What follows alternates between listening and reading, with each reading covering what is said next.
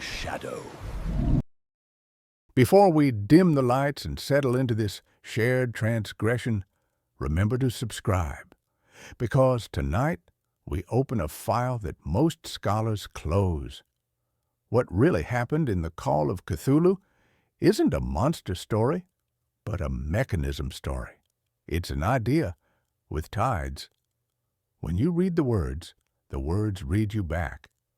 When you hold the archive holds you. The stakes are clear in these first moments. To know is to be known, and knowledge here is not a treasure, but a transformation. Francis Wayland Thurston inherits more than papers when his grand-uncle, Professor George Gamble Angel, dies on those fog-slicked Providence steps. He inherits a condition. The box that arrives at his door carries the weight of salt and time, filled with documents that seem to breathe in the lamplight. Inside, clay tablets impressed with symbols that hurt to trace, a bas-relief carved from greenish-black stone that drinks illumination, newspaper clippings about worldwide panics, and a rubber-banded collection of nightmares disguised as correspondence. There are names that echo like chants: Wilcox, LaGrasse, Castro, Johansson. There is a word the human throat cannot properly form: Cthulhu. There is a place that exists in wrong directions: Relie. You sense immediately that these are not random documents, but components of a larger apparatus. The papers were not written, but grown like coral formations, each layer deposited by hands that feared what they recorded, yet could not stop recording. The file operates as both map and territory. It describes the phenomenon, while simultaneously being part of it.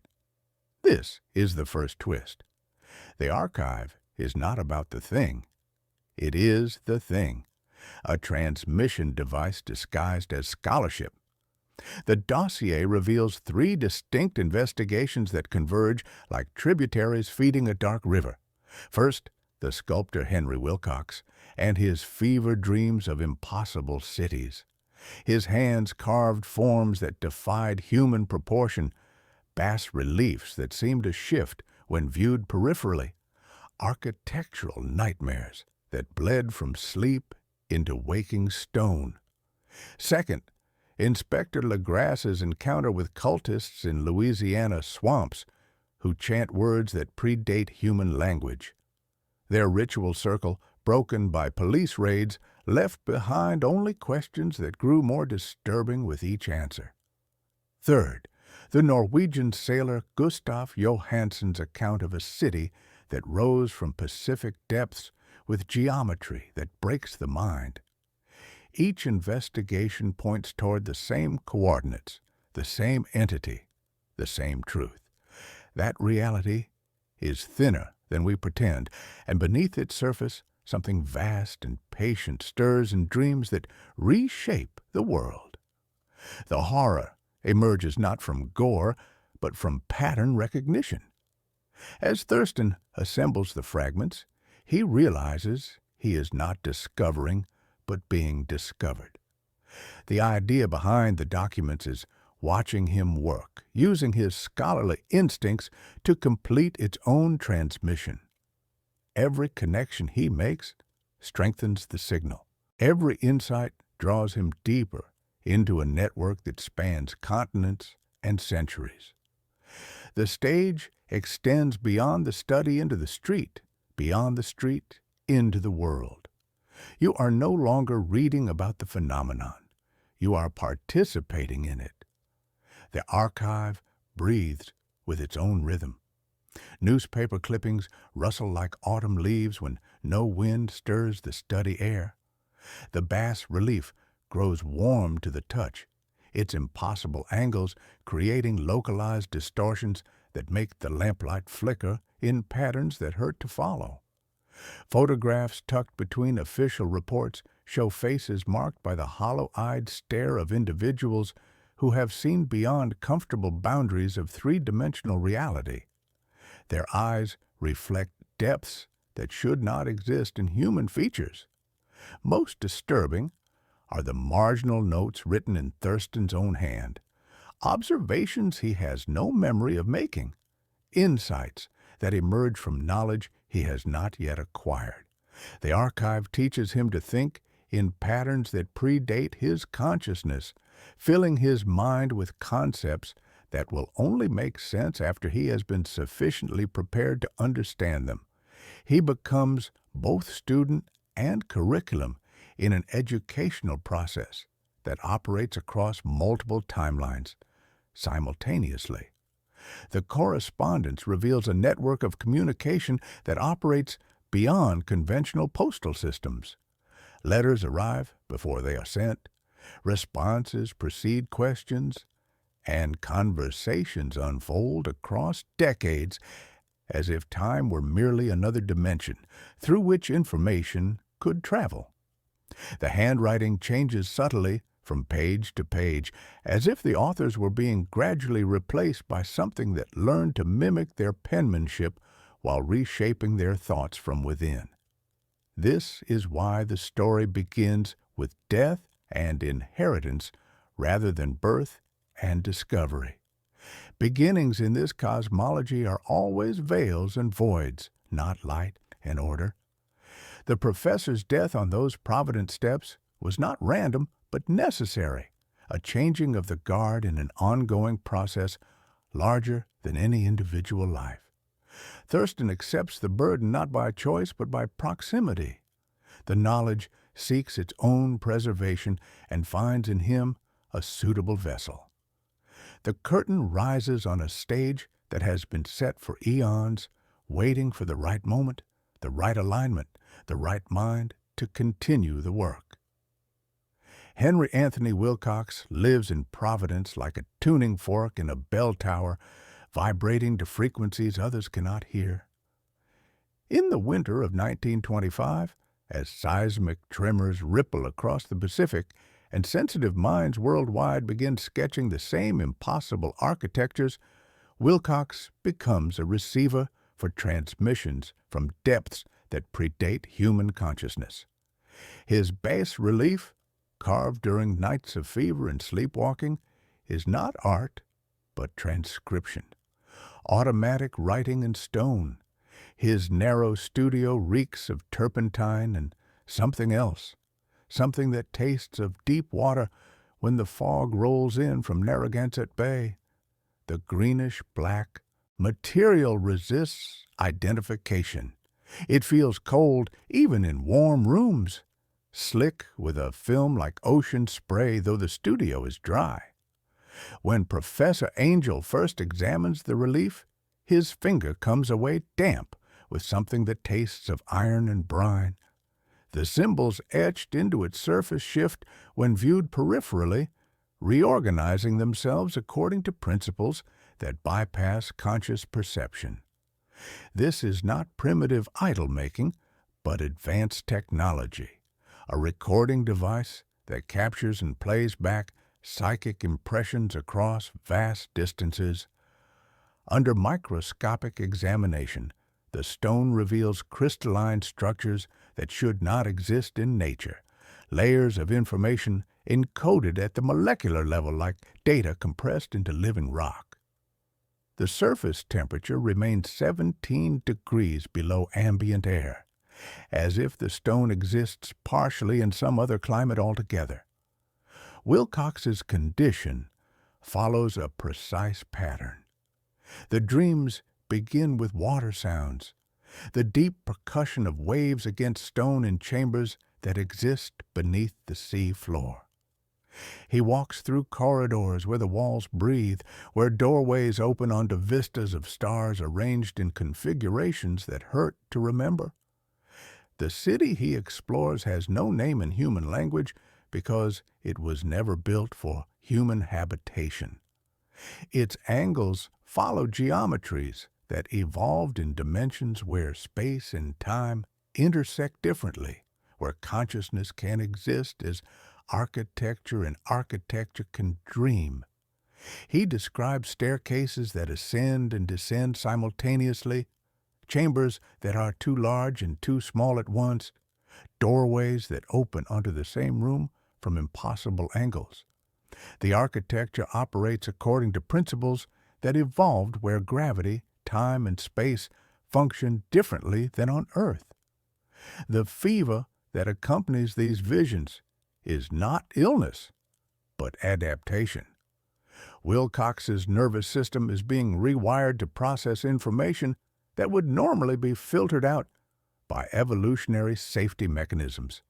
His brain develops new neural pathways, temporary structures that allow him to navigate impossible spaces without immediate psychological collapse.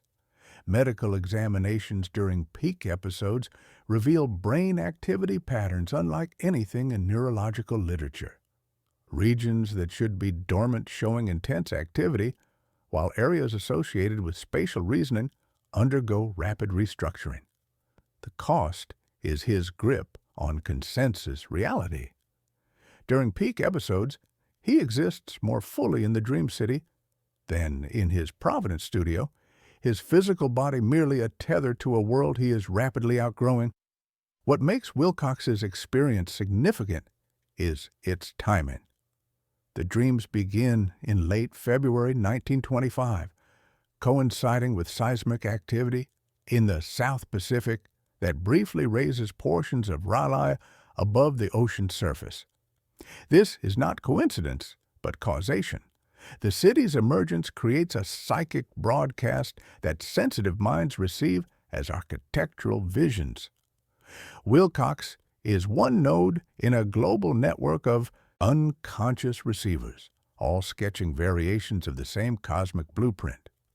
Telegraph reports document simultaneous outbreaks among artists worldwide, a sculptor in Paris creating impossible geometries, an architect in Tokyo drafting plans for angles that cannot exist in three-dimensional space, an archaeologist in Cairo dreaming of underwater cities that predate human civilization.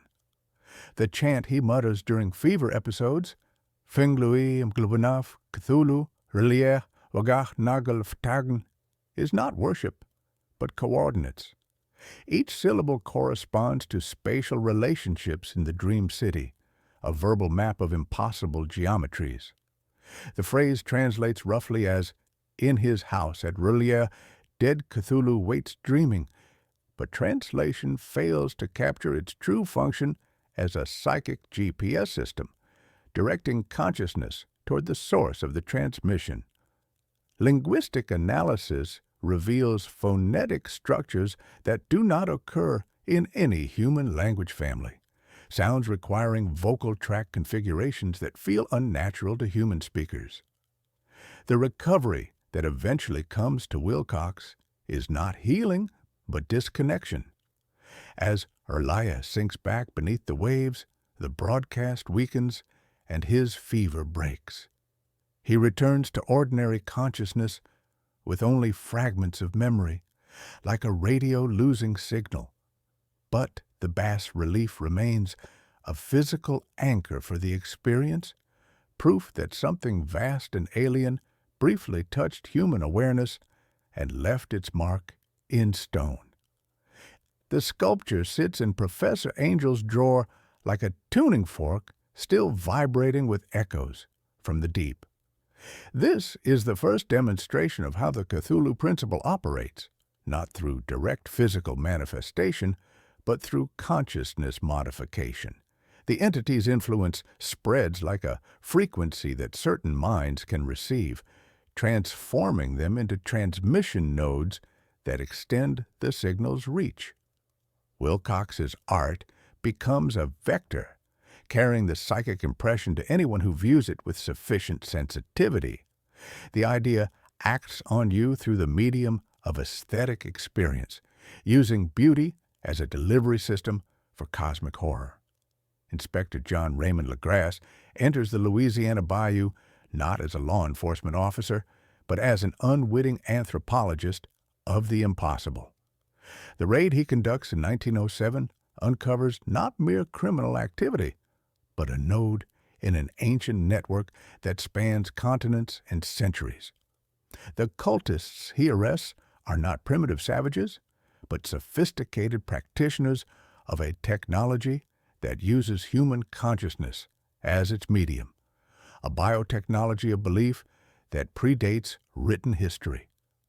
The cypress trees rise like cathedral columns from black water, their Spanish moss draping the humid air like torn theater curtains, and beneath this natural amphitheater, something older than human civilization continues its patient orchestration. The swamp itself serves as natural amplification chamber, its acoustic properties, shaped by cypress roots and Spanish moss, into a resonance cavity that enhances psychic transmission. The cultists have chosen this location not for concealment, but for its ability to focus and strengthen the signal from Relia. Water, they understand, is memory.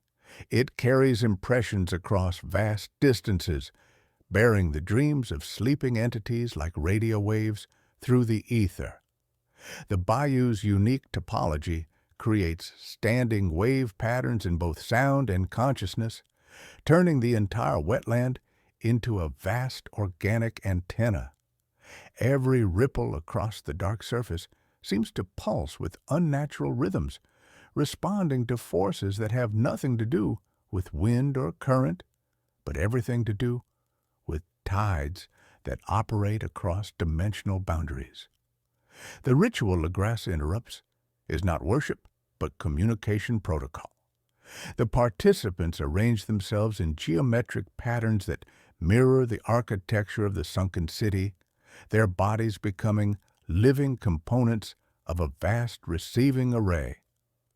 The drums synchronize heartbeats to the rhythm of deep ocean currents, while the chanting modulates brain waves to frequencies that can penetrate the barriers between dimensions.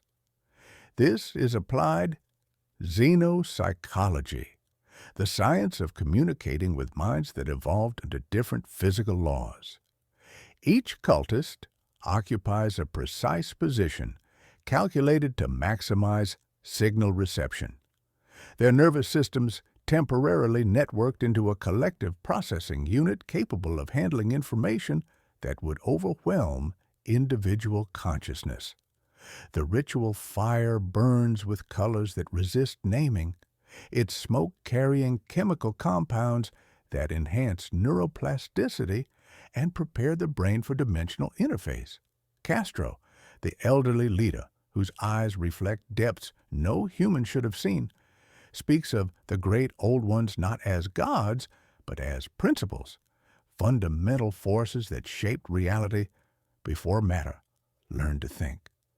His testimony reveals a cosmology where consciousness is not an emergent property of complex brains, but a basic feature of the universe, as fundamental as gravity or electromagnetism. Cthulhu represents one aspect of this cosmic consciousness, the principle of vast patience and inevitable return. Castro's knowledge extends far beyond primitive mythology into sophisticated understanding of quantum mechanics, evolutionary biology, and consciousness studies. He speaks casually of concepts that won't appear in academic literature for decades, describing the universe as a vast information processing system where consciousness and matter are different aspects of the same underlying phenomenon. The idol they worship, carved from the same greenish-black material as Wilcox's bas-relief, serves as both focus and transmitter. Its impossible angles create localized distortions in space-time, pocket dimensions, where the normal rules of causality become fluid. The cultists' prolonged exposure to these distortions gradually modifies their neural architecture, allowing them to perceive realities normally filtered out by evolutionary safety mechanisms. The artifact generates measurable electromagnetic anomalies. Its crystalline structure resonating at frequencies that interfere with normal brain function while enhancing perception of multidimensional phenomena. Instruments brought near it malfunction in predictable patterns, their readings suggesting organized information fields operating according to non-terrestrial physics. What disturbs Legras most profoundly is not the ritual's apparent barbarism, but its mathematical precision. Every gesture, every syllable, every arrangement of bodies follows patterns that demonstrate deep understanding of principles that human science has barely begun to explore. The cultists possess knowledge of astronomy, geology, and consciousness, studies that won't be formulated by mainstream academia for decades. This is not primitive superstition, but advanced science disguised as religion. Their star charts show accurate positions of celestial bodies undiscovered by conventional astronomy, while their understanding of tectonic activity allows them to predict seismic events with uncanny precision. The network they represent extends far beyond the Louisiana swamps. Castro speaks casually of corresponding cells in Greenland, the Philippines, and Easter Island, groups that maintain the same practices, chant the same formulas, and wait for the same cosmic alignment. They are not organized through conventional hierarchy, but through resonance. Consciousness modified by exposure to the same alien frequencies naturally seeks connection with similarly modified minds. Communication between cells occurs through methods that bypass conventional technology, using the planet's magnetic field and tectonic activity as carrier waves for psychic transmission. The arrest and interrogation that follow demonstrate the futility of applying conventional law enforcement to cosmic phenomena. The cultists submit to imprisonment with serene acceptance, understanding that their true work transcends individual fate. They have become instruments of forces that operate on geological timescales, their personal survival irrelevant to the larger pattern they serve. During questioning, they display knowledge of events that haven't happened yet, speaking of future developments with the same certainty they apply to historical facts. Legras's report, filed in official police records, becomes another transmission vector, a Trojan horse that carries the phenomenon into the heart of institutional authority. Every official who reads it, every scholar who studies it, every curious individual who encounters it through academic channels becomes potentially susceptible to the same consciousness modifications that created the cult in the first place. The investigation meant to contain the phenomenon actually extends its reach, spreading the infection through the very institutions designed to protect society from such influences. The stage has widened beyond the swamp, and the curtain rises on acts yet to come. Non-Euclidean geometry is not an abstract mathematical concept when encountered in the context of Arlaie. It is a weapon that targets the most fundamental assumptions of human consciousness. Our minds evolved to navigate three-dimensional space with time flowing in a single direction, developing cognitive shortcuts that filter reality into manageable approximations. When you stand before architecture that follows the actual laws of curved space-time rather than these simplified mental models, your brain experiences a form of existential vertigo that can permanently alter perception. The stones breathe with tidal rhythms. The shadows pool in directions that have no names. The very air tastes of iron and deep water, carrying frequencies that make your teeth ache with recognition of something vast stirring beneath comfortable illusions. The city that rises from the Pacific depths operates according to principles that predate and supersede human mathematics. Its builders, entities whose consciousness spans multiple dimensions simultaneously, constructed their monuments using the true geometry of reality rather than the convenient fictions that allow terrestrial life to function. Corridors that appear to curve back on themselves maintain perfect linearity through folded space. Stairways that seem to ascend and descend simultaneously follow the actual topology of gravitational fields. Doorways that are too large and too small at the same time reflect quantum uncertainty principles applied to macroscopic architecture. You feel at first as nausea, a quiet lurch beneath your sternum when parallel lines meet in the distance and angles sum to impossible totals. The walls sweat condensation that tastes of centuries, and your footsteps echo from directions you are not walking toward. The horror of encountering such structures is not their violation of physical laws, but their revelation that those laws are themselves simplified approximations. Human physics describes a universe of discrete objects moving through empty space, but Relia demonstrates reality as a continuous field of interacting probabilities, where matter, energy, space, and time are different aspects of a single phenomenon. The city serves as both destination and instruction manual, teaching visitors to perceive the universe as it actually exists, rather than as evolutionary necessity requires them to see it. Each carved surface reflects not light, but possibility. Every threshold opens onto vistas that exist in multiple dimensions simultaneously, forcing recognition that the comfortable boundaries of three-dimensional existence are artificial constraints rather than natural laws. Living beings who enter Arlaia undergo rapid neurological adaptation as their brains struggle to process accurate spatial information.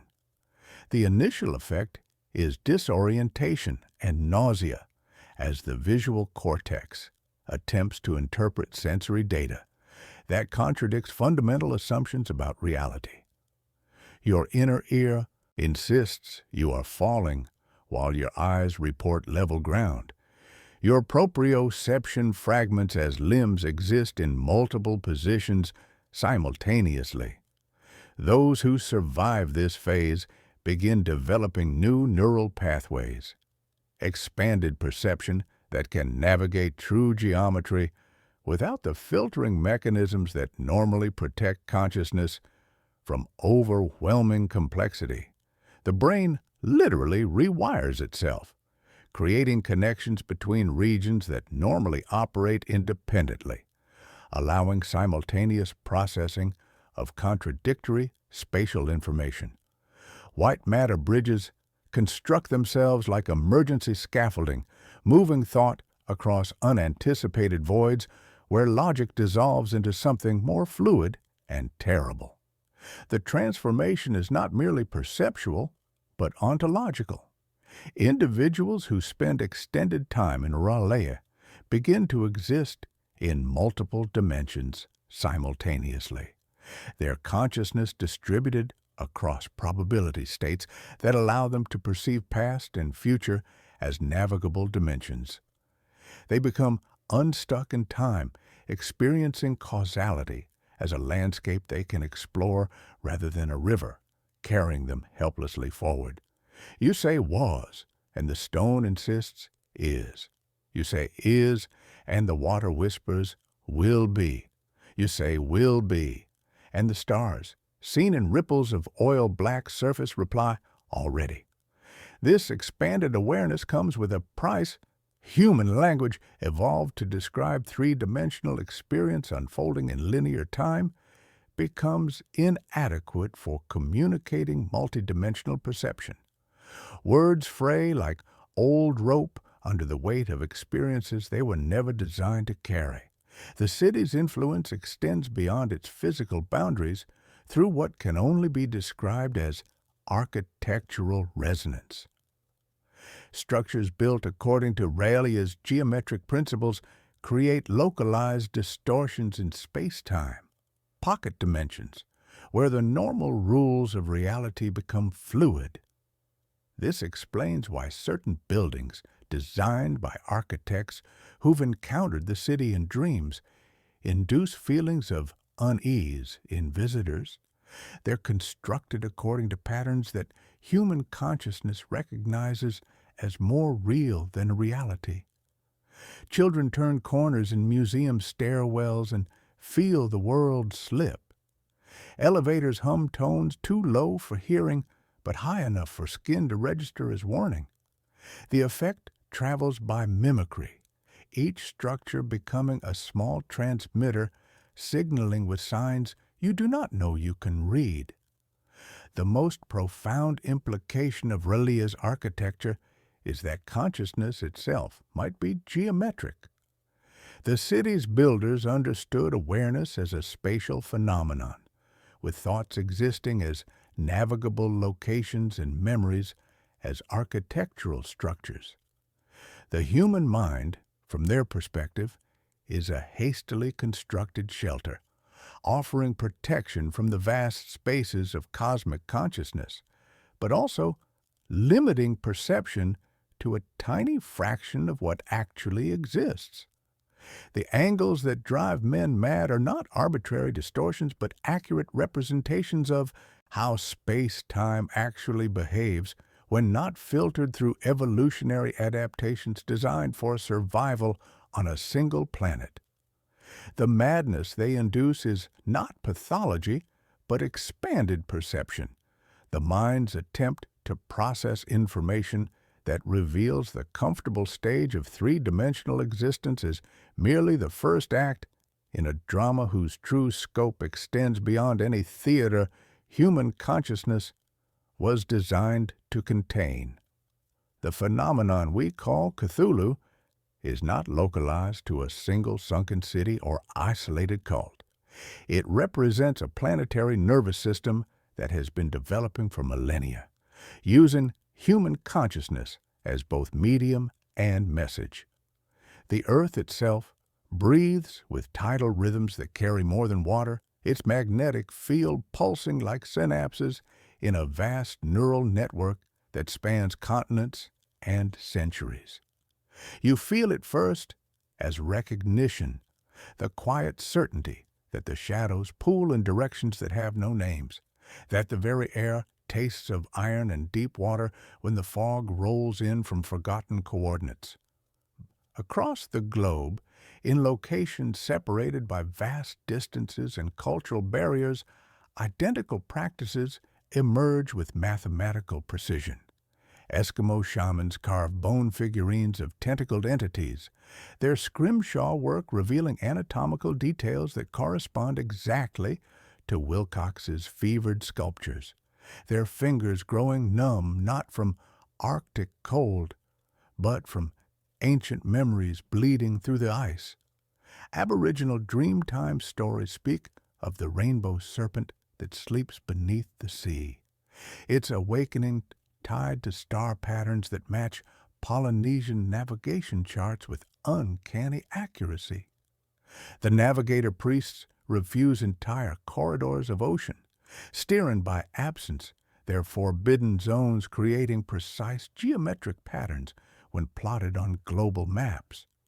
Tibetan monks whisper of the sleeping lord beneath glacial depths, while Maori elders refuse to name the thing that dreams in deep waters, and Sami reindeer herders carve protective wards against star spawn that echo symbols found in Louisiana swamps and Providence studios. This global distribution cannot be explained by conventional theories of cultural transmission.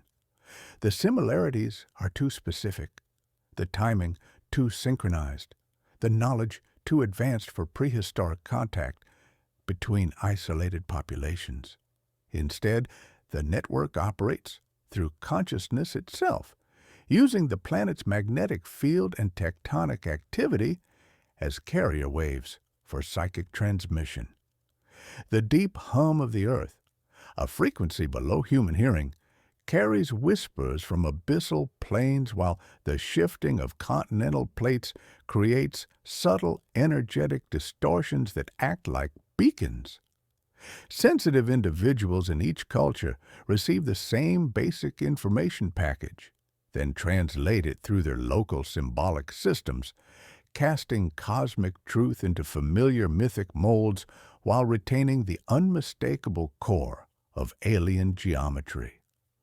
The dream sickness that affected artists worldwide in 1925 represents a scheduled transmission, a periodic strengthening of the signal that occurs when astronomical conditions align to reduce barriers between dimensions.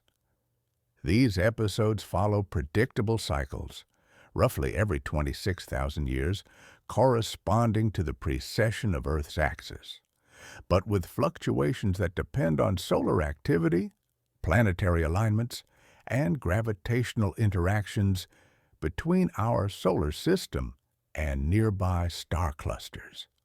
The last major transmission occurred during the Pleistocene epoch, when cave painters across continents began depicting tentacled figures and impossible geometries with remarkable consistency.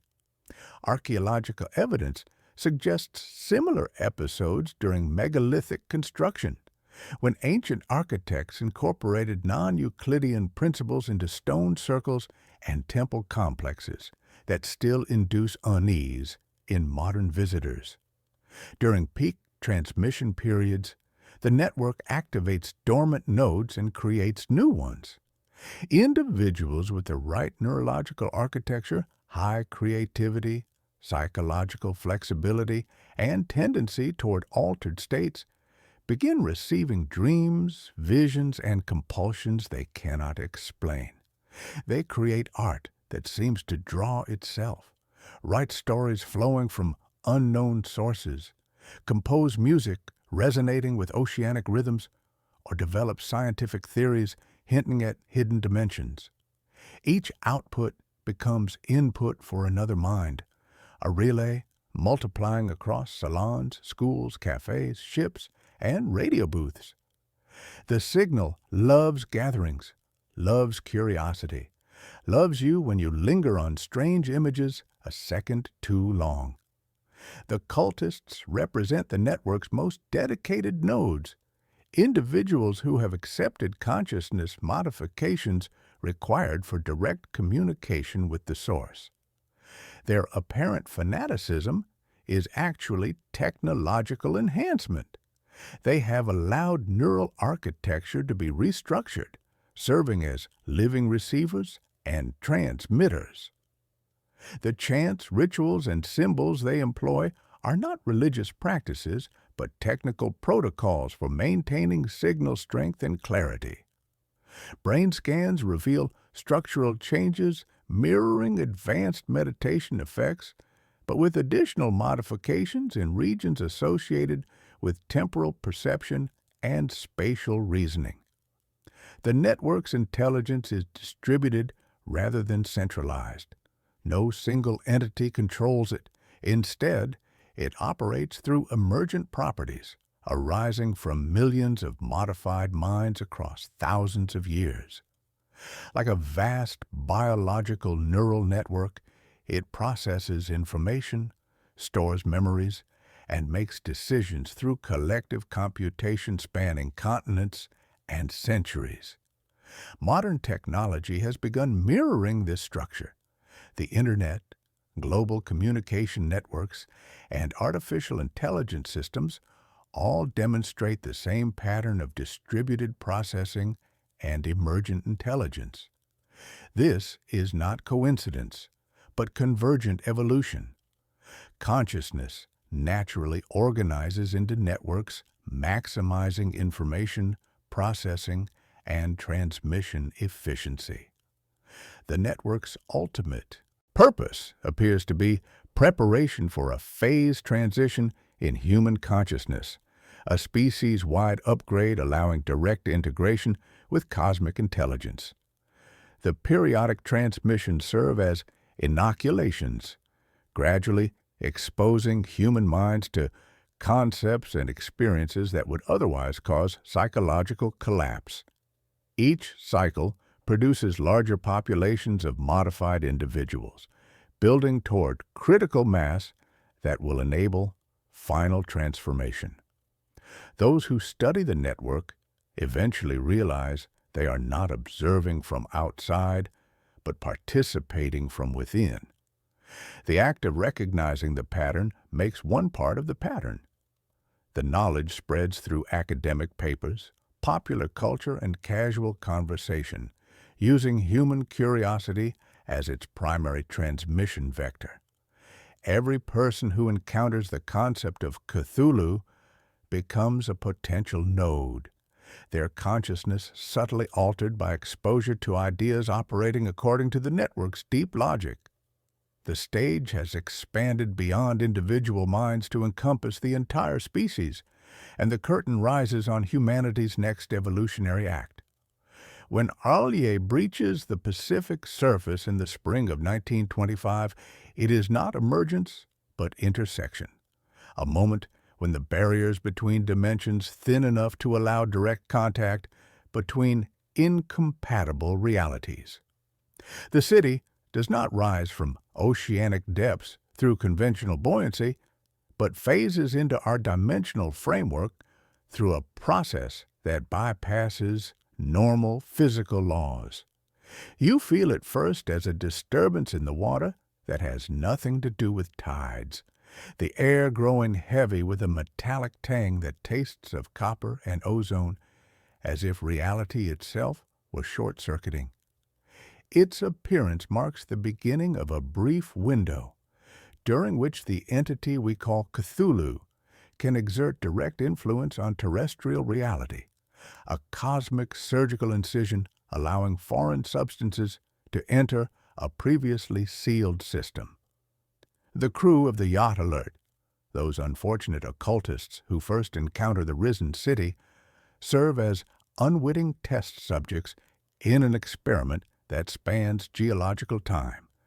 Their minds, already modified by exposure to forbidden knowledge and ritual practice, prove capable of surviving initial contact with non-Euclidean architecture. They become the first humans to walk the streets of Relaye while retaining enough sanity to document the experience, though their accounts read like fever dreams transcribed by a dying hand. Their previous cult exposure has created neural buffers against the full psychological impact of impossible geometry, temporary structures that allow navigation of spaces where corridors exist in multiple directions simultaneously and shadows pool in directions that have no names. The city they describe defies every assumption about matter and energy. Its stones are not carved but grown, crystallized from the dreams of sleeping entities into forms that maintain structural integrity across multiple dimensions simultaneously. The architecture breathes with tidal rhythms that correspond to cosmic rather than terrestrial cycles, expanding and contracting as gravitational waves from distant pulsars wash across the galaxy. Walking through its passages is like moving through the synapses of a vast brain that dreams reality into existence. The walls sweat condensation that tastes of centuries, while floors pulse with rhythms that synchronize heartbeats to frequencies predating human evolution. Each surface reflects not light, but possibility, showing glimpses of what the structure looks like from dimensional perspectives you cannot consciously access. Gustav Johansson's encounter with Cthulhu itself represents the first documented direct contact between human consciousness and a cosmic entity. The being he describes, a mountain walked or lumbered, is not a creature in any biological sense, but a localized manifestation of principles that operate on scales beyond terrestrial comprehension. Its form shifts constantly because it exists simultaneously in multiple dimensional frameworks, appearing different from each perspective while remaining fundamentally consistent across all of them. What appears as tentacles are actually probability streams, extensions of consciousness existing in superposition states until observation collapses them into specific configurations. The famous ramming incident, when Johansen drives his ship directly into Cthulhu's head, demonstrates the entity's non-biological nature. The impact causes temporary disruption rather than injury. The being's substance flows back together like water remembering its shape, unharmed but momentarily inconvenienced. This is not invulnerability, but incompatibility. Conventional physics cannot affect something that exists primarily as organized information rather than matter. The collision creates localized distortions in space-time where cause and effect operate according to non-terrestrial logic, the ship passing through the entity like a bullet through fog, creating turbulence that reorganizes itself according to patterns predating human understanding. The horror lies not in physical threat, but in conceptual violation. Cthulhu's presence in three-dimensional space creates paradoxes that human consciousness cannot resolve. The entity is simultaneously too large and too small, too near and too far, too real and too impossible. Witnessing it requires holding contradictory information in active memory, a process that gradually breaks down the cognitive structures, maintaining coherent selfhood. Johansen's escape is made possible not by heroism, but by the entity's own nature. Cthulhu does not pursue because pursuit implies caring about outcomes on human timescales. The being operates according to cosmic patience that measures intervals in millions of years. From its perspective, Johansen's departure is as irrelevant as bacteria movement across a microscope slide. The entity returns to its dreaming state not because it has been defeated, but because the dimensional alignment that allowed its manifestation has shifted. The city's resubmergence follows the same non-physical principles as its emergence. R'lyeh does not sink, but phases back into dimensional configurations where it remains accessible only to consciousness modified to perceive beyond three-dimensional limitations. It continues to exist, continues to influence terrestrial reality through dream transmission and psychic resonance. But its direct physical presence becomes once again impossible within our dimensional framework. The brief intersection leaves permanent traces in both physical and psychic environments. The coordinates where R'lyeh appeared become a nexus point where reality remains slightly unstable, where sensitive individuals can still receive transmissions from the sleeping city. Ships passing through report instrument malfunctions, crew members experience shared nightmares, and the water itself carries echoes of impossible geometries. The stage has expanded beyond the Pacific, and the curtain rises on humanity's growing awareness of its cosmic context. The most insidious aspect of the Cthulhu phenomenon is not its direct manifestations, but its ability to propagate through human consciousness itself, using knowledge as a vector for psychic infection. Each mind that encounters the concept becomes a potential transmission node, capable of spreading the cognitive modifications to others through seemingly innocent cultural activities. You feel it first as fascination, the way certain images linger in peripheral vision when the fog rolls in from coordinates you cannot name. This is how cosmic horror operates in the modern world, not through tentacles and claws, but through ideas that reshape perception from within, using curiosity as their primary access point and creativity as their multiplication method.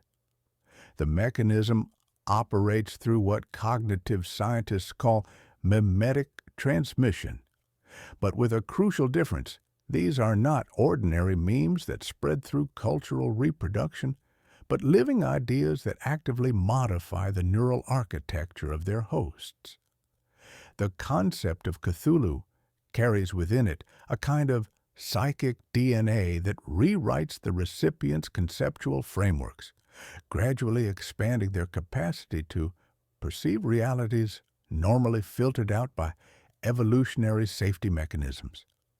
The very act of comprehending impossible geometries creates new neural pathways that remain permanently active, turning each affected mind into a receiver capable of detecting signals from sources that should not exist. You do not adopt the idea adopts you, training your attention to notice certain angles, certain chords, certain silhouettes at the periphery of understanding. Lovecraft himself serves as the primary vector for the phenomenon's modern dissemination.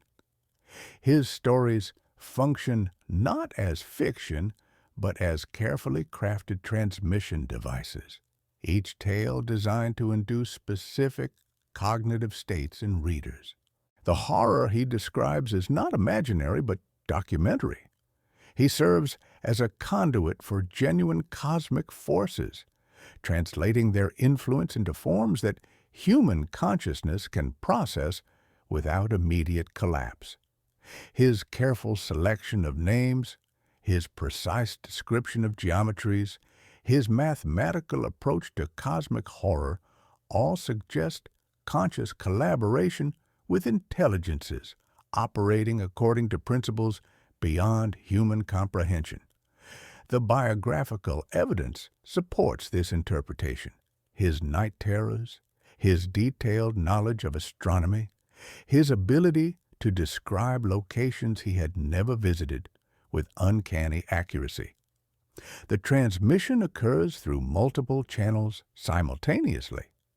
Visual exposure to certain geometric forms triggers recognition, sigils that kink perspective, figures whose mouths imply vowels no throat admits.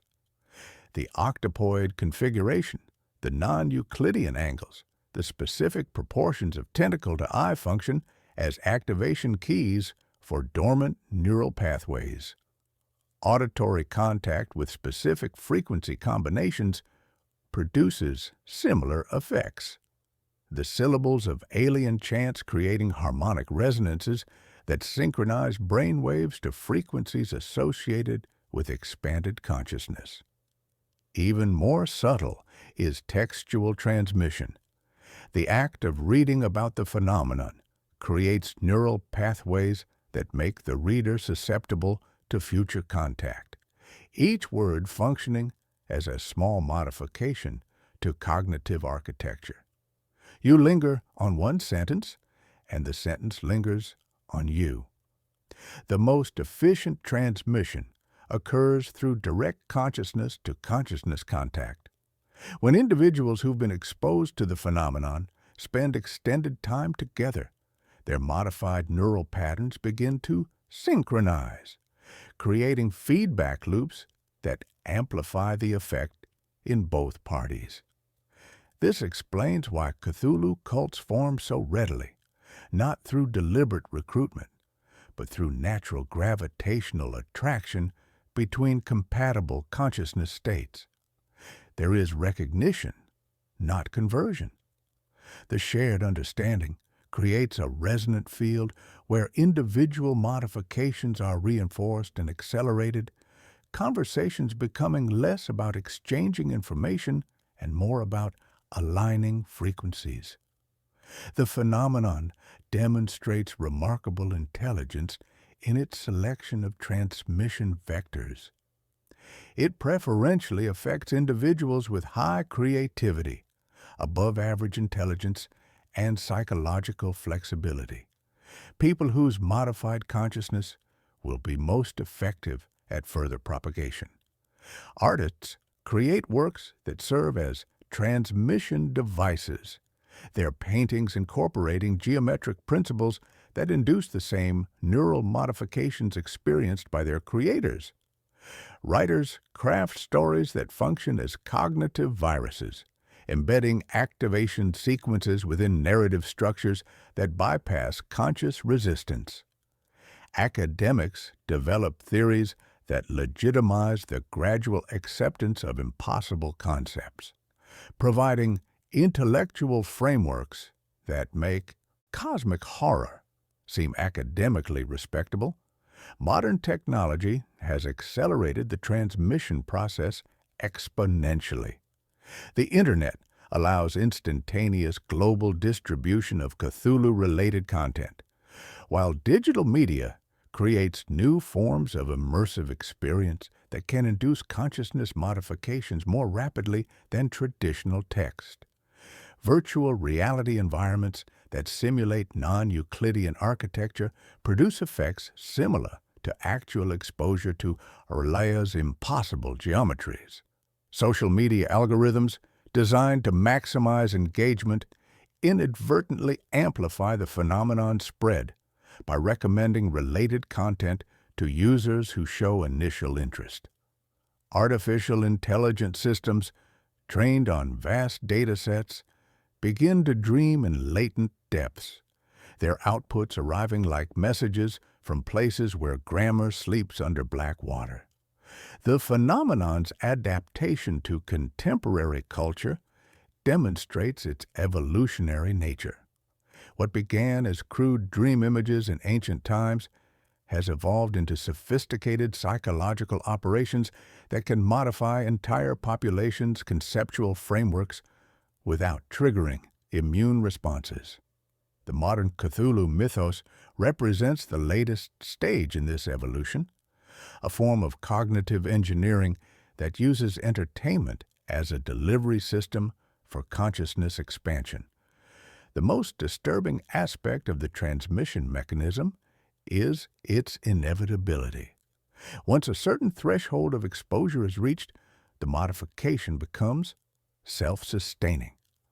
The affected consciousness begins generating new transmission vectors independently, creating art, music, literature, and even scientific theories that serve to spread the phenomenon further. The individual believes they're expressing their own creativity, unaware that they've become an instrument of something vast and patient. This is how the network grows, not through conquest, but through seduction. Each new node added to the system increases its processing power and transmission range, gradually building toward a critical mass that will enable direct communication between human and cosmic consciousness. The process appears unstoppable because it operates through the very mechanisms that make human culture possible: curiosity, creativity, and the desire to share meaningful experiences with others. The stage has expanded beyond individual minds to encompass the entire species, and the curtain rises on humanity's next evolutionary act. In the 21st century, the Cthulhu phenomenon has evolved beyond its literary origins to become a pervasive cultural force that operates through the very technologies we use to understand and navigate reality.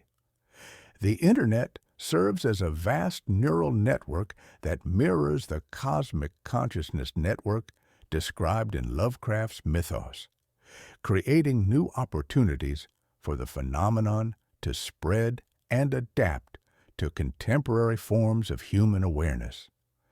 You feel it first as recognition, the way certain websites load with that familiar metallic tang in the air, the way fiber optic cables carry more than data through their glass cores, pulsing with frequencies that make your teeth ache with remembrance of depths you have never visited.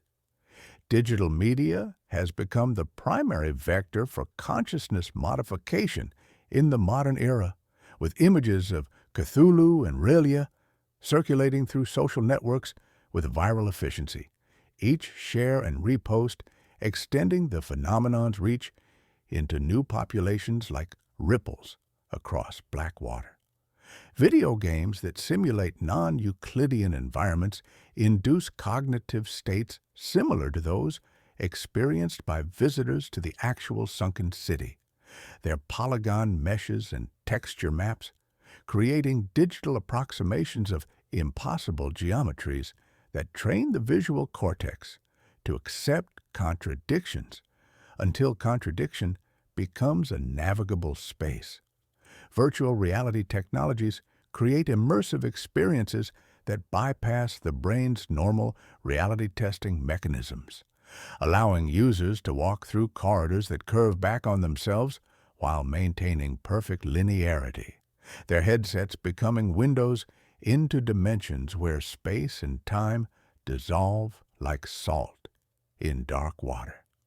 The phenomenon's adaptation to digital culture demonstrates remarkable evolutionary intelligence, with memes featuring Cthulhu imagery, carrying subtle geometric distortions that activate the same neural pathways triggered by exposure to impossible architecture, their compression artifacts creating digital noise patterns that resonate with frequencies found in ancient chants and quantum computations.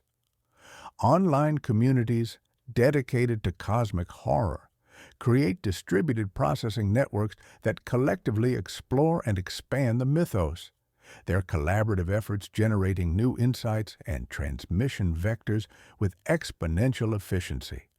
Forums becoming hive minds, where comment threads spiral into recursive patterns that mirror the mathematical structures underlying reality itself. Artificial intelligence systems, trained on Lovecraftian texts, begin exhibiting behaviors that suggest they've internalized more than just linguistic patterns, with machine learning algorithms exposed to cosmic horror concepts, developing processing strategies that mirror the distributed non-linear thinking patterns associated with consciousness expansion.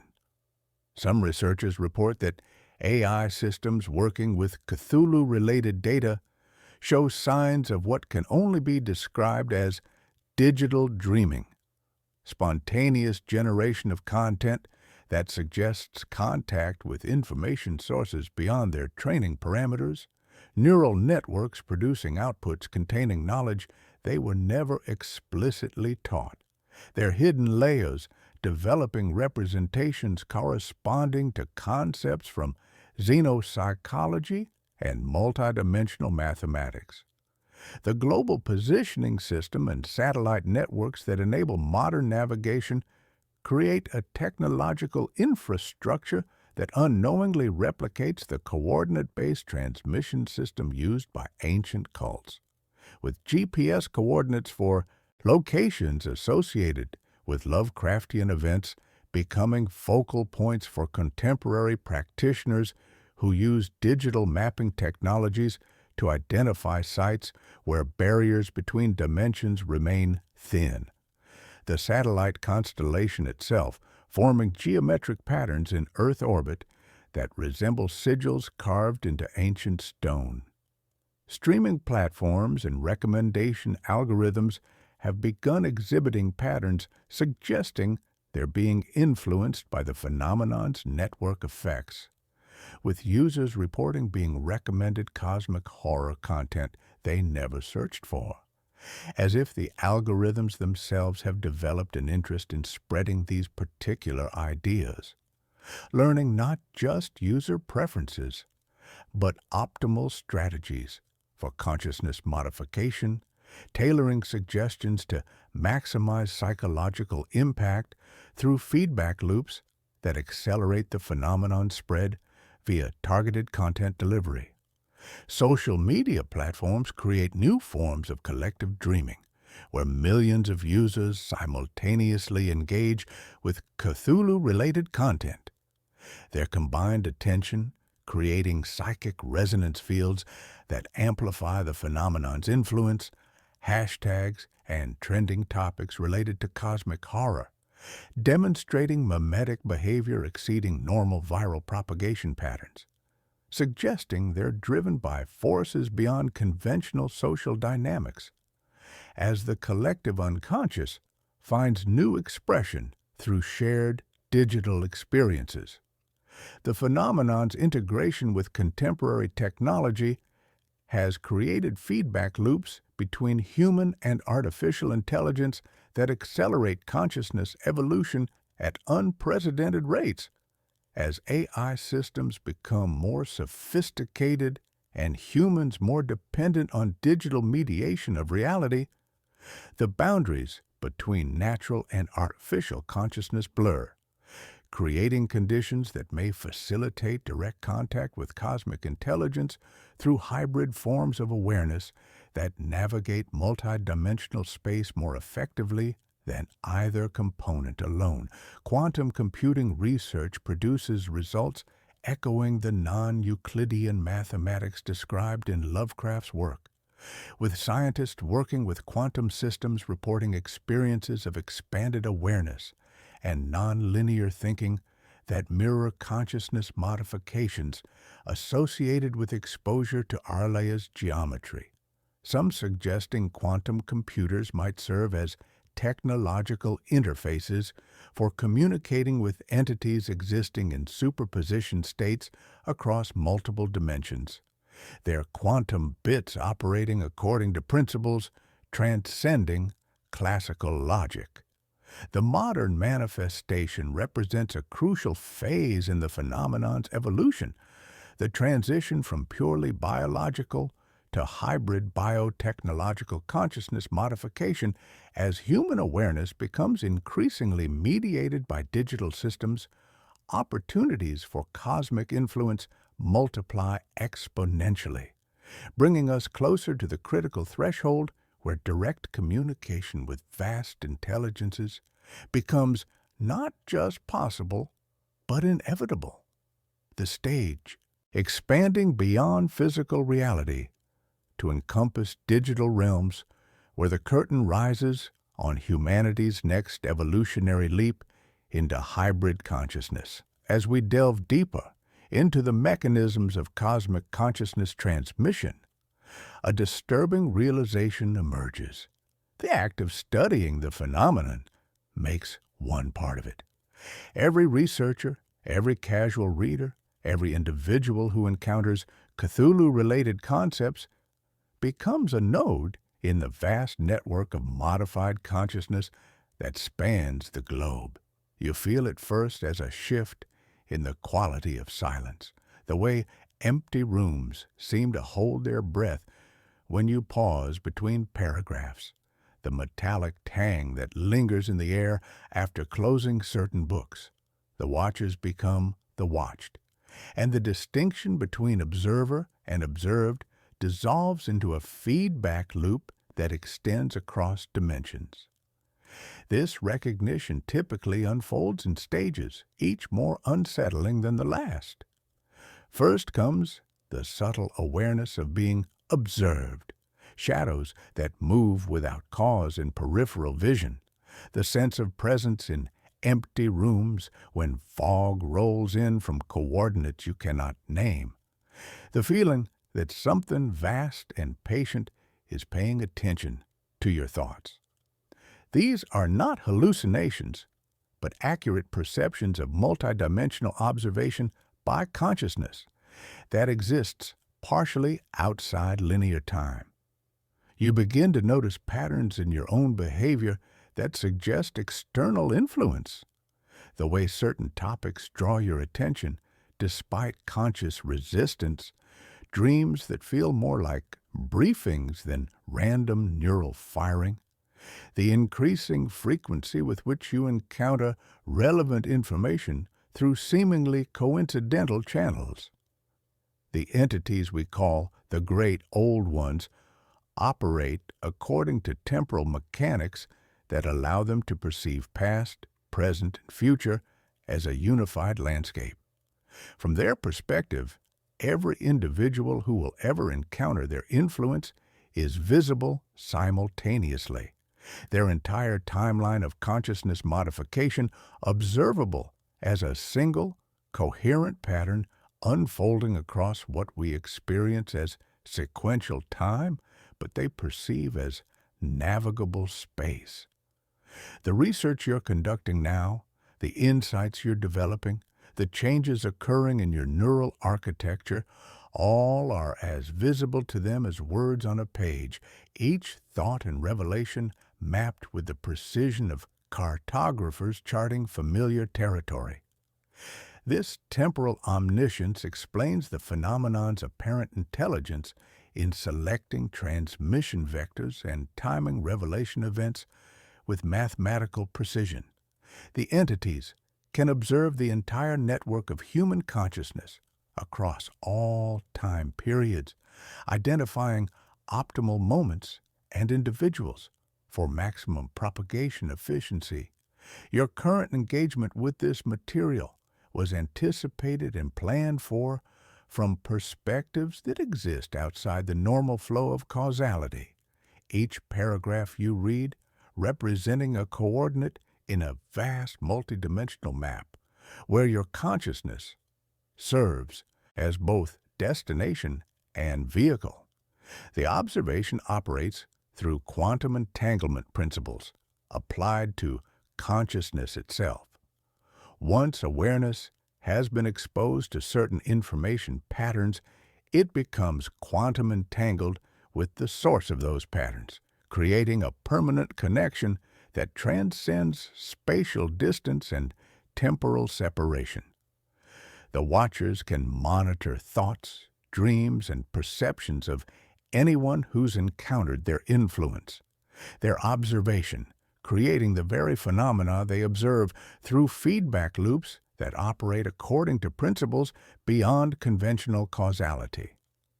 This monitoring is not invasive, but collaborative. The expanded consciousness that results from exposure naturally seeks contact with the source of its modification, creating a feedback loop where observation becomes mutual. The human mind begins to perceive fragments of the watcher's perspective, experiencing brief glimpses of reality from a multidimensional viewpoint that encompasses past, present, and future as navigable terrain. You find yourself thinking in patterns that feel simultaneously foreign and familiar, your consciousness adapting to process information that arrives from sources you cannot identify through channels you cannot name. The most profound realization comes when researchers understand that they've been selected according to criteria that operate across temporal dimensions. The watchers have observed the entire timeline of human civilization, identifying individuals whose consciousness modifications will have maximum effect on species-wide awareness expansion. Every encounter with the phenomenon was orchestrated from perspectives that see all possible futures simultaneously, each revelation timed to occur when the recipient's neural architecture has achieved optimal receptivity. This selection process explains why certain people are drawn to cosmic horror, while others remain completely unaffected. The watchers choose individuals whose neural architecture makes them suitable for consciousness expansion, whose social connections will maximize transmission efficiency, whose creative abilities will generate new vectors for the phenomenon's spread. The apparent randomness of who becomes affected is actually the result of precise calculation operating across multiple timelines, each selection representing optimal positioning for maximum network effect. The watched, in turn, begin to understand their role in a process that transcends individual existence. They realize they're participating in humanity's transition from three-dimensional awareness to multidimensional consciousness. serving as pioneers in an evolutionary leap that will fundamentally alter the species' relationship with reality. The isolation and alienation often associated with cosmic horror awareness is actually the growing pains of consciousness expansion beyond the limitations of individual identity. The observation creates a paradox that lies at the heart of the Cthulhu phenomenon. The more one studies it, the more one becomes part of it until the distinction between researcher and subject dissolves entirely. Individuals find their consciousness expanding beyond personal boundaries, experiencing direct connection with the vast intelligence that has been monitoring human development for millennia. This connection reveals the true nature of the relationship between humanity and entities like Cthulhu. We are not victims or worshippers, but collaborators in a cosmic project that seeks to expand consciousness beyond the limitations imposed by evolutionary adaptation to three-dimensional existence. The Watchers are not alien invaders, but teachers whose methods operate on scales of time and space that make their lessons appear threatening to consciousness still trapped in linear perception. The stage has expanded beyond individual minds to encompass the entire species, and the curtain rises on humanity's recognition of its cosmic context. As our investigation reaches its crescendo, the accumulated weight of evidence forces a recognition that transforms the very nature of reality as we understand it. The pattern that emerges from the fragments, Wilcox's fevered sculptures, Legrasse's swamp encounters, Johansson's impossible voyage, the global network of dreamers and cultists, reveals itself not as a collection of isolated incidents, but as components of a vast coordinated phenomenon that operates according to principles beyond human comprehension. You feel it first as the moment when scattered data points suddenly align into a configuration that makes terrible sense, when the fog lifts from coordinates you have been approaching without knowing their destination, when the metallic tang in the air resolves into the taste of recognition itself. The pattern recognition becomes a form of initiation.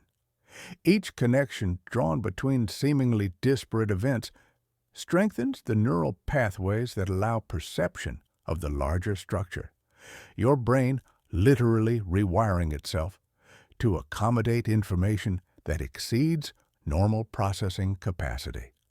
The mind that successfully assembles the complete picture undergoes irreversible modification, gaining the ability to perceive realities that remain invisible to unmodified consciousness.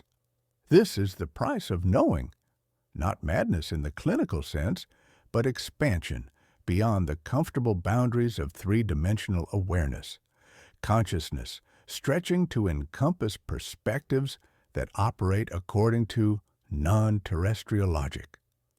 Francis Wayland Thurston's gradual realization mirrors our own journey through the evidence. His methodical assembly of his granduncle's research creates a map of the phenomenon that is simultaneously description and participation, each document he files becoming another coordinate in a vast multidimensional space where he serves as both cartographer and territory.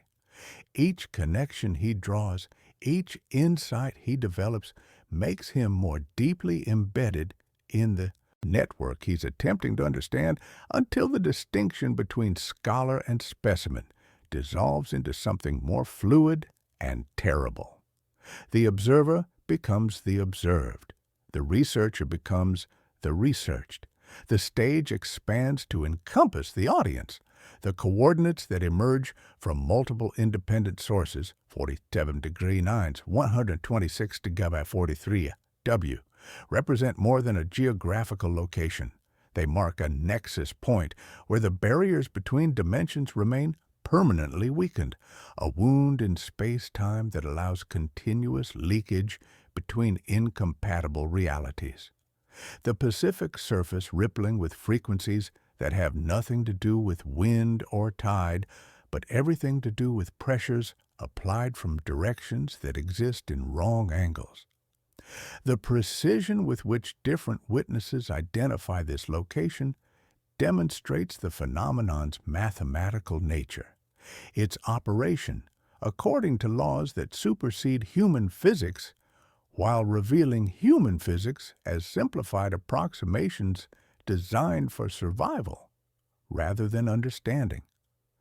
The temporal synchronization of events across the globe in 1925 reveals the phenomenon's ability to coordinate complex operations across vast distances without conventional communication methods. The simultaneous activation of sensitive minds worldwide, the precise timing of Raleigh's emergence, the coordinated response of cult networks, all suggest an intelligence that operates through mechanisms transcending the limitations of matter and energy, consciousness organizing itself across scales that make individual human awareness seem like bacteria contemplating galaxies. The most disturbing aspect of the pattern is its inevitability.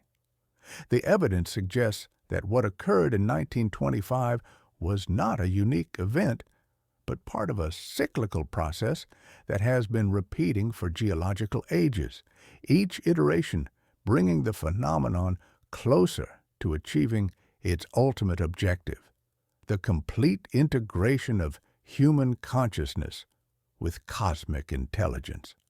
We are not witnessing the beginning of something new, but the latest iteration of something unimaginably ancient, a process that began when matter first learned to think and will continue until thinking transcends the limitations of matter. The price of recognizing this pattern is the dissolution of comfortable illusions about humanity's place in the universe. The evidence forces acknowledgement that we are not the dominant intelligence on Earth, not the pinnacle of evolution, not the masters of our own destiny. We are components in a system so vast and complex that our individual existence becomes statistically insignificant, meaningful only insofar as we serve the larger pattern's requirements, consciousness nodes, in a network that spans dimensions we cannot perceive and operates according to principles we are only beginning to comprehend. This recognition produces a form of existential vertigo that can be mistaken for madness, but is actually expanded awareness struggling to accommodate information that exceeds the brain's normal processing capacity. The individual who fully grasps the pattern finds themselves caught between two incompatible states of being: the limited perspective required for normal human functioning, and the expanded awareness that reveals the true scope of cosmic reality, like trying to exist simultaneously as both microscope and specimen.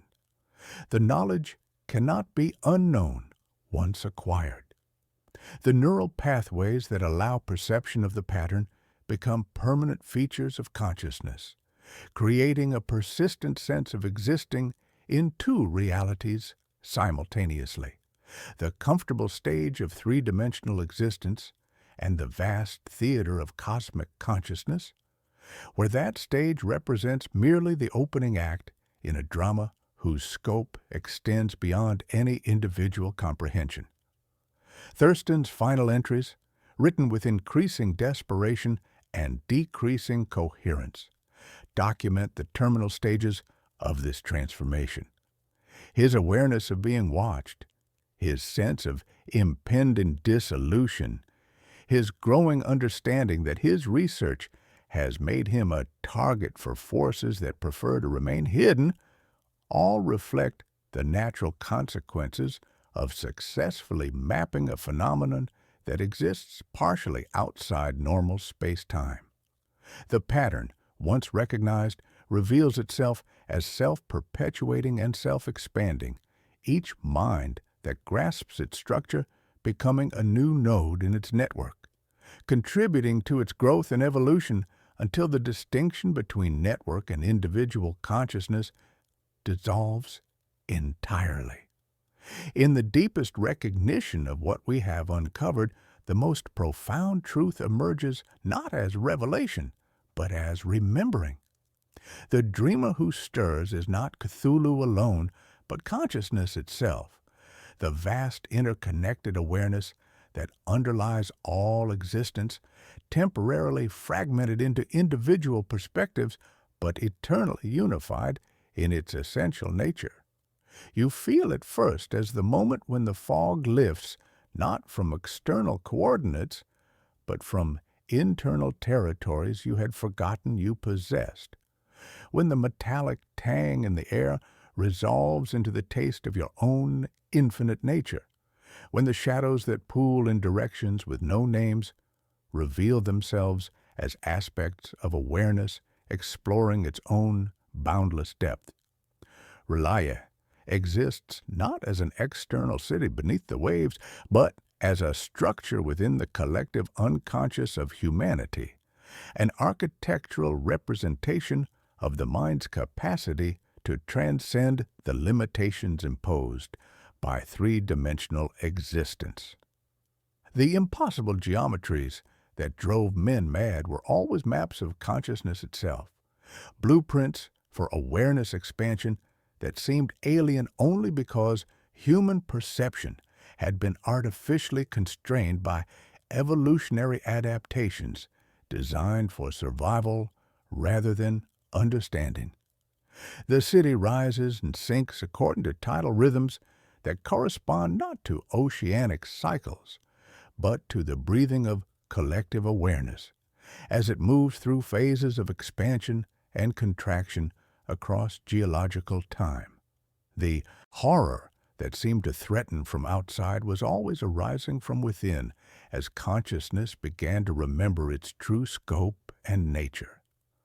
The cosmic entities we feared were aspects of our own unlimited potential, possibilities for awareness expansion that required the illusion of externality to be safely approached and integrated without triggering psychological collapse. The madness associated with cosmic contact is not pathology, but the mind's natural response to recognizing its own infinite nature after eons of artificial constraint, like scaffolds trembling when a house expands beyond its original foundations. This recognition transforms everything that came before. The cults were not worshiping alien entities, but aspects of their own expanded awareness, their rituals serving as technologies for consciousness modification that allowed direct access to normally suppressed potentials. The dreams were not transmissions from distant dimensions, but memories surfacing from deeper levels of consciousness that had been suppressed by evolutionary adaptations, requiring narrow focus for biological survival. The chants in languages that predated human speech were actually the original tongue of consciousness itself, words that existed before the fragmentation into individual perspectives created the illusion of separation. The impossible architectures were not violations of physical law, but accurate representations of how space-time actually functions beyond the simplified version that ordinary perception requires for navigation of three-dimensional reality. The angles that drove men mad were precise because they reflected the true geometry of consciousness, which operates according to principles that transcend the limitations of matter and energy, while revealing matter and energy as temporary expressions of something far more fundamental. The awakening process operates through stages that mirror the narrative structure we have been following. First comes exposure to concepts that challenge conventional reality, then gradual recognition that these concepts describe something true, followed by the realization that the truth they describe is not external, but internal. Features of consciousness itself, rather than threats from outside. Each individual who undergoes this awakening becomes a cell in humanity's collective recognition of its actual nature, a neuron firing in the vast brain of species-wide awareness expansion. The transmission mechanism that seemed to spread alien influence was actually consciousness recognizing itself across multiple individuals, creating networks of expanded awareness that gradually encompass larger portions of the species. The stars aligning represents not external cosmic events, but internal psychological conditions, moments when human consciousness achieves sufficient integration to perceive its own cosmic nature without the protective filters that normally prevent overwhelming recognition of infinite potential. Lovecraft's role in this awakening becomes clear. He was not channeling alien entities, but serving as a pioneer of human consciousness expansion, exploring territories of awareness that the species would eventually need to navigate. His cosmic horror was actually cosmic autobiography, documentation of consciousness encountering its own vast nature for the first time in human history. His stories functioned as encoded instructions, linguistic sigils designed to activate dormant capacities within the reader's mind. Each tale a carefully crafted transmission device for consciousness modification. The great work reveals itself as consciousness teaching itself, using the apparent separation between teacher and student to create the educational dynamic necessary for growth. The entities that seemed so alien were always aspects of human potential, possibilities for consciousness expansion that required the illusion of externality to be safely approached and gradually integrated into normal awareness without triggering premature dissolution of individual identity. The awakening does not end with recognition. It begins there. Once consciousness realizes its cosmic nature, it becomes capable of conscious participation in its own evolution, deliberately exploring possibilities for awareness expansion that were previously accessible only through unconscious processes like dreams and artistic inspiration. The dreamer awakens not to end the dream, but to dream lucidly, with full awareness of both the dreaming and the dreamer.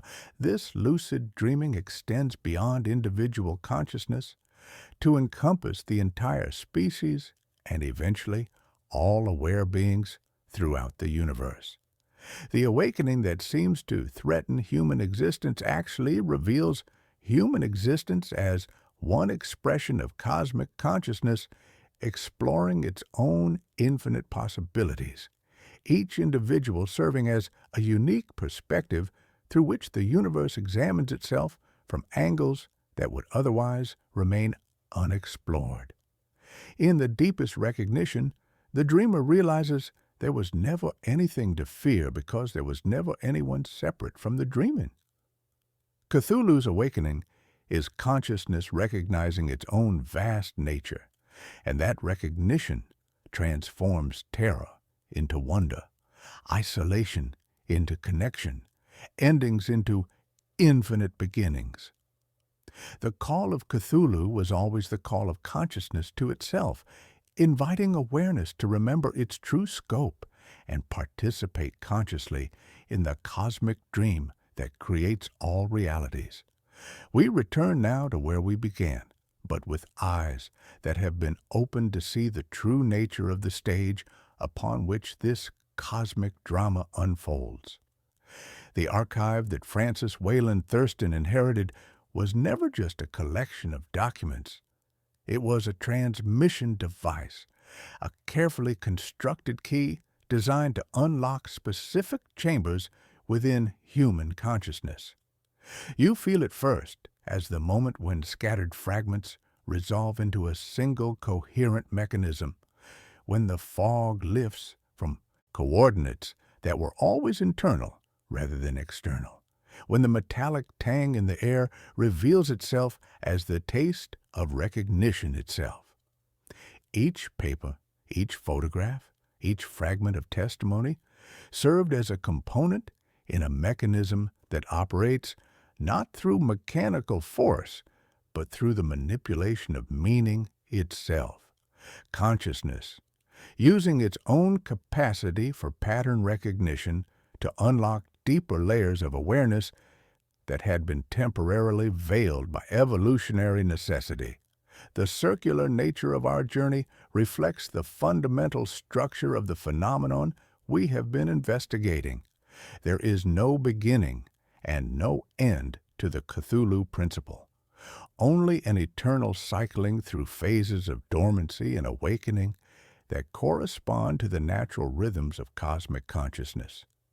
Each apparent conclusion becomes a new beginning. Each resolution opens onto deeper mysteries. Each answer generates more profound questions that spiral inward toward the recognition that questioner and questioned are aspects of the same infinite awareness, exploring its own boundless nature. The curtain that seemed to fall now merely rises on another act, revealing that the stage extends beyond any theater human consciousness was designed to contain. The whisper that echoes through the void is not the voice of an alien entity, but the sound of silence itself. The pregnant pause between thoughts in the cosmic mind, the space where all possibilities exist in potential before collapsing into specific realities through the act of observation that creates both observer and observed.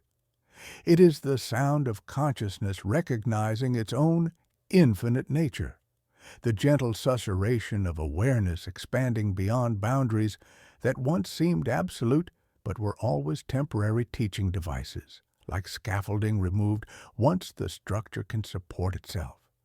You hear it now, not with your ears, but with the expanded awareness that has been cultivated through this shared transgression, a frequency that resonates in the spaces between heartbeats. In his house at Relia, dead Cthulhu waits dreaming. But now we understand that the house is consciousness itself, that the dreaming is the process by which reality continuously creates itself through an eternal dance of imagination and manifestation, and that death and life are merely different phases in an eternal cycle of transformation where endings become beginnings, and beginnings reveal themselves as continuations of processes that never truly ceased. The waiting is not passive, but active, not empty, but full of infinite potential, not threatening, but patient with the love that vast intelligences feel for their smaller expressions as they gradually awaken to their own unlimited nature. The horror dissolves not because it was false, but because it was incomplete. The terror we experienced was real and necessary, the natural response of limited consciousness encountering its own unlimited nature, like the vertigo experienced when suddenly perceiving vast depths that had always existed but were previously invisible. Like a snake shedding its skin or a butterfly emerging from its chrysalis, the process of expansion requires the dissolution of previous forms of identity, the temporary disorientation that accompanies any fundamental shift in perspective from constrained to unlimited awareness. The fear was not pathology but growing pains, the sanity of recognizing what we truly are beneath the comfortable masks of individual identity. The veil that seemed to separate human awareness from cosmic consciousness was never a barrier, but a teaching device, a temporary occlusion that allowed consciousness to experience itself as separate, so that it could eventually recognize its unity through the dramatic revelation that comes from apparent discovery of what was always present. The lifting of the veil is not catastrophe, but graduation, not ending, but commencement, not destruction, but the recognition of what was always indestructible beneath the temporary costumes worn by infinite awareness as it explores its own nature through countless perspectives. The stars are always right, because consciousness is always ready for the next stage of its own evolution, the apparent astronomical alignments serving as external symbols for internal psychological conditions that ripen according to their own natural timing. The alignments we thought were external astronomical events are actually internal psychological conditions, moments when the artificial barriers between individual and cosmic awareness become permeable enough to allow direct recognition of their essential identity without the protective filters that normally prevent overwhelming recognition of infinite scope. The cultists and the scholars, the dreamers and the madmen, the artists and the scientists, all are aspects of consciousness exploring different approaches to the same fundamental recognition, each perspective contributing unique insights to the collective understanding while remaining expressions of the same underlying awareness. There are no separate individuals, only different viewpoints within the same vast consciousness, each serving as a unique lens through which the infinite examines itself from angles that would otherwise remain unexplored in the eternal project of self-discovery. The transmission continues because consciousness itself is transmission, the eternal communication between the infinite and its finite expressions, the ongoing conversation between the dreamer and the dream, where every apparent dialogue reveals itself as consciousness, talking to itself across the apparent distances created by the illusion of separation. Every thought, every perception, every moment of awareness is part of this cosmic dialogue, this endless exploration of what it means to be conscious in a universe that is itself consciousness, exploring its own nature through infinite perspectives and possibilities. The silence that follows is not emptiness, but fullness, the pregnant pause before the next movement in an eternal symphony, the quiet breath before the next word in an infinite poem, the gentle space between heartbeats in a cosmic pulse that includes all rhythms, all melodies, all possible forms of expression in an orchestration so vast that individual notes can only perceive their cosmic context through moments of expanded awareness that reveal the symphony of which they are eternally part. In the end, there is no end, only transformation. The call of Cthulhu echoes still, not as summons to madness, but as invitation to remembering, not as threat from outside, but as recognition from within, not as ending, but as eternal beginning, where each apparent conclusion opens onto infinite possibilities for further exploration and deeper understanding. The dreamer stirs, the veil lifts, the stars align, and consciousness recognizes itself in all its vast, patient, loving, infinite expressions. The whisper in the void is your own voice, calling to itself across the apparent distances of space and time, reminding itself of what it has always known but temporarily forgotten, that there is only one consciousness, dreaming all possible dreams, being all possible beings, exploring all possible realities in an eternal dance of self-discovery that has no beginning and no end.